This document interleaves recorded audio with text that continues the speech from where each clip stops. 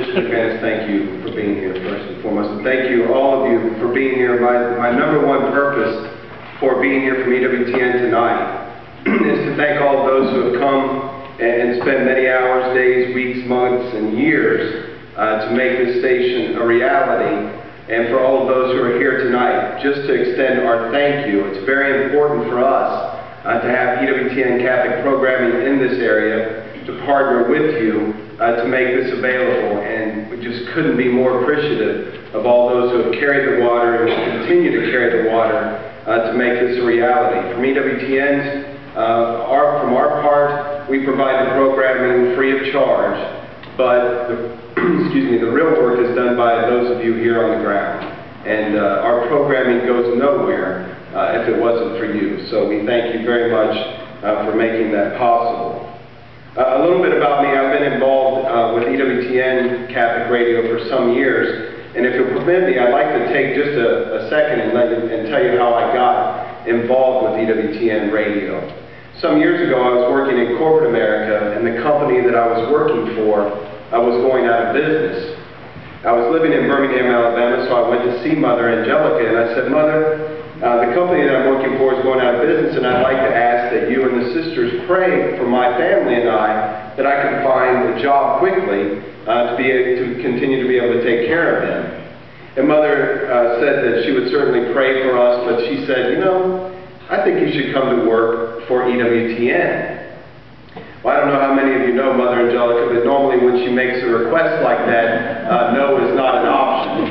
And so I said, Mother, I would certainly be interested in that. And she said, this is in 1992, she said, you know, you got a position available at television, but I've started this brand new radio station, at that time a shortwave radio station, and she said, I've got a position available there too. Which would you prefer?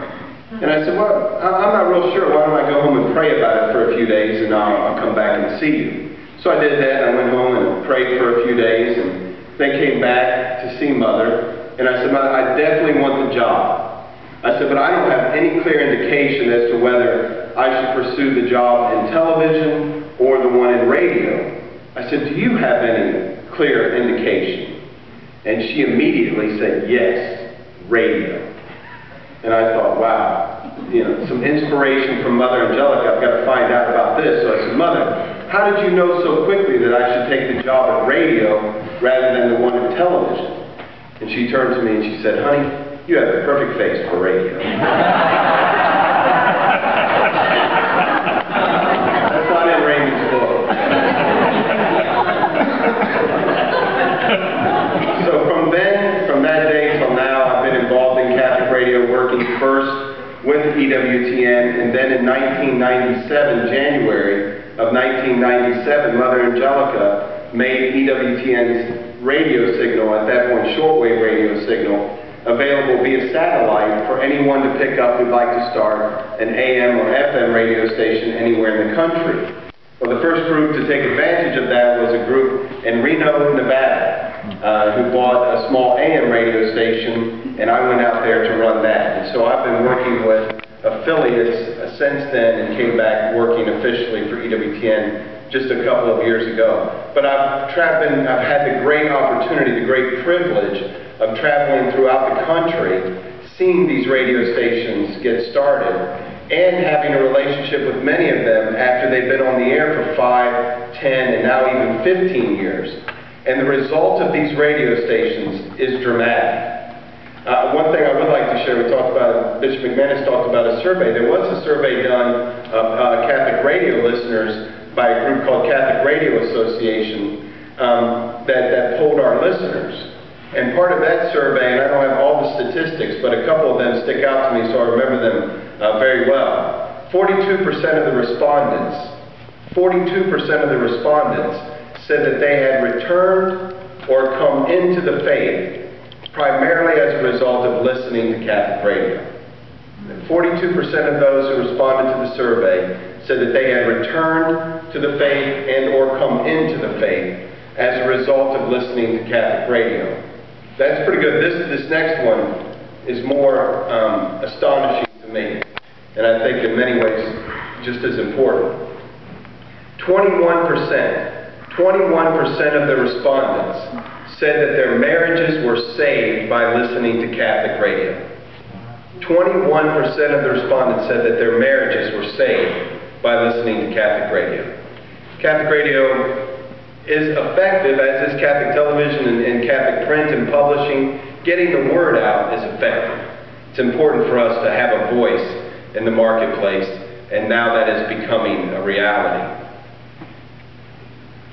You know, in my travels, as I've gone from city to city and marketplace to marketplace building these radio stations, the questions come up over and over again through the years: why Catholic radio? I heard a story years ago that summed it up better for me than anything else, and I'd like to take a minute and share that story with you, if I might. In 1921, a young boy was born. His name was Tom. And as Tom grew in age, he developed a real fascination for trains, just loved trains. And that fascination, that love just continued to grow as he got older. So at an early age, Tom decided that what he wanted to do as an adult was to work for the railroad.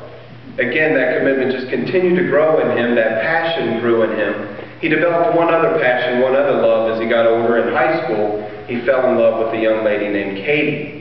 And so Tom decided early in his life, in his high school years, that what he wanted to do with the rest of his life was to work for the railroad, and then once settled, he wanted to marry his sweetheart, Katie. He had a brief interruption in his plans. He went off to serve in World War II, returned home safely, and upon his return, he secured a job at the railroad.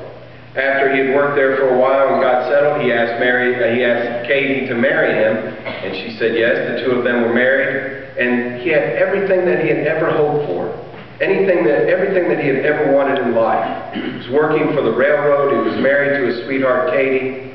He had it all. As the weeks, the months, the years went by, he and Katie began to sense an emptiness in their marriage, in their lives. They had been praying that the Lord would bless them with a child, but no pregnancy had come. First through the first year, then the second, then the third, still no pregnancy.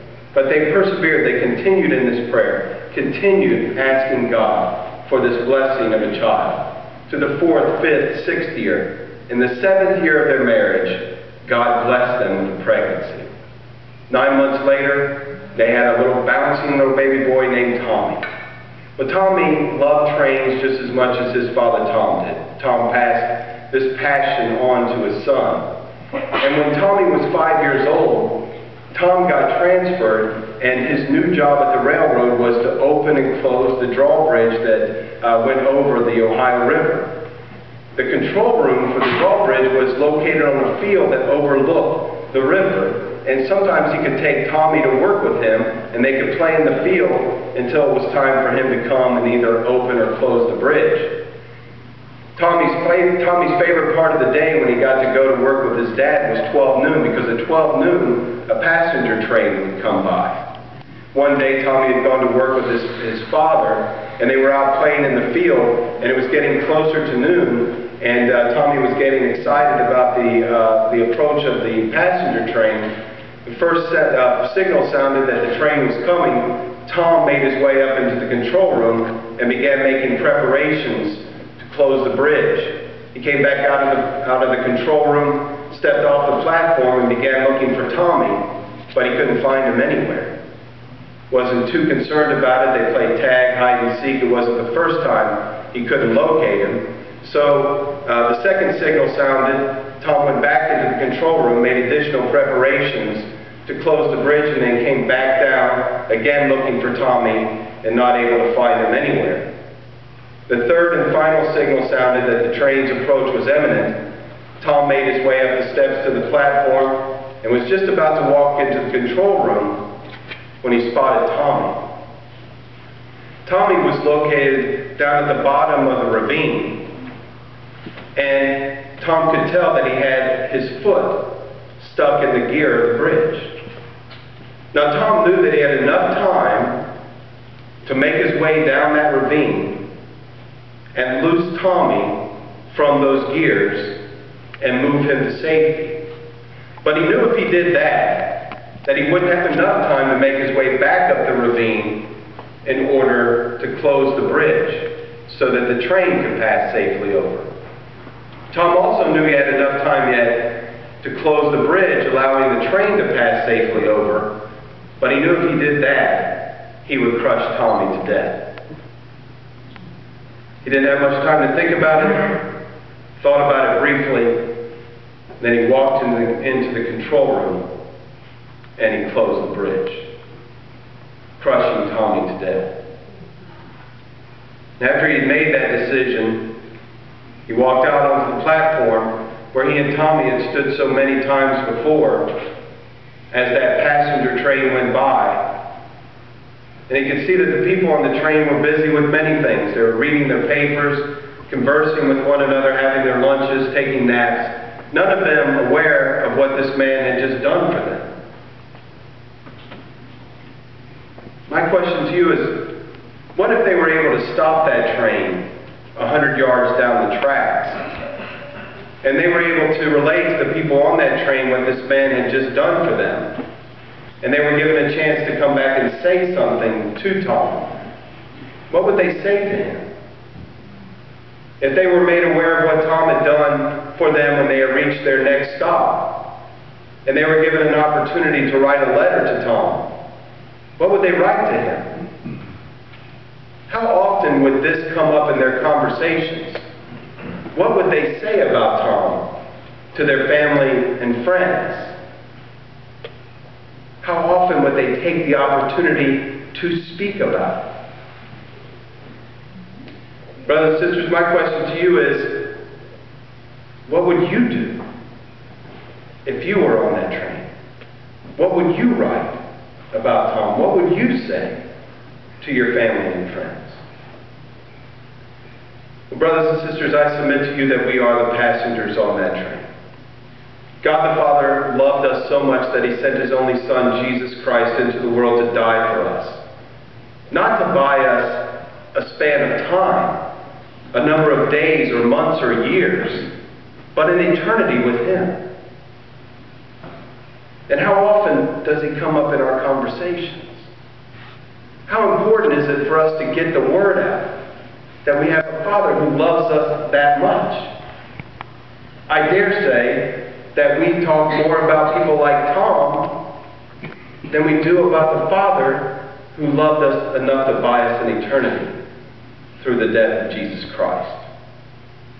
The importance of Catholic radio is that so that everyone has an opportunity to understand that that is the love that the Father has for us.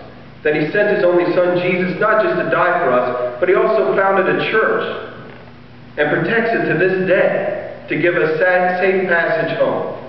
Not to buy a span of time for us, but to buy an eternity for us with him forever. Everyone deserves that information, and then they deserve to be given the ability to take that information and make an informed decision. We live in, I think, interesting times, and I certainly can't say it as eloquently as Bishop McManus was saying it, but I liken where we're at right now to a time in the Old Testament. Moses has just led the people of God out of Egypt, and they've come upon the border of the Promised Land for the first time. And as they come upon the border of the Promised Land, God says to Moses, pick 12 men, one from each of the 12 tribes of Israel, and have them go out and spy out the Promised Land for 40 days and for 40 nights, and then come back, gather the people together, and give them a report of what they found there.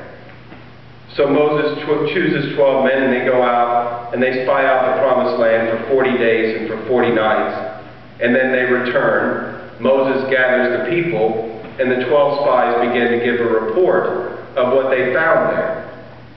They say, in fact, the land does flow with milk and honey. They bring evidence back of that. In fact, the scripture says that there was a cluster of grapes that was so large that it had to be carried on a pole between two men. So the land definitely flows with milk and honey. And they began to give a report of the good things that they found there. But then they begin to talk about the people who are in the land.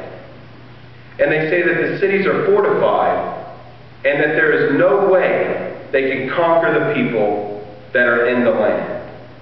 In other words, the spies began to sow a spirit of fear into the people. One of the spies, Caleb by name, stands up and says, "Let us go up at once and occupy the land, for we are well able to overcome it." Let us go up at once and occupy the land, for we are well able to overcome it. I've told you I've spent many years traveling, having the great honor of starting many of these Catholic radio stations, but as part of that, my family and I moved many times. My wife and I had to look at many houses as we went into new markets. I don't ever remember going into a new market, going house hunting with my wife, coming out of any house and getting into the car with her and saying, "Honey, I really like that house. Let us go up at once and occupy it."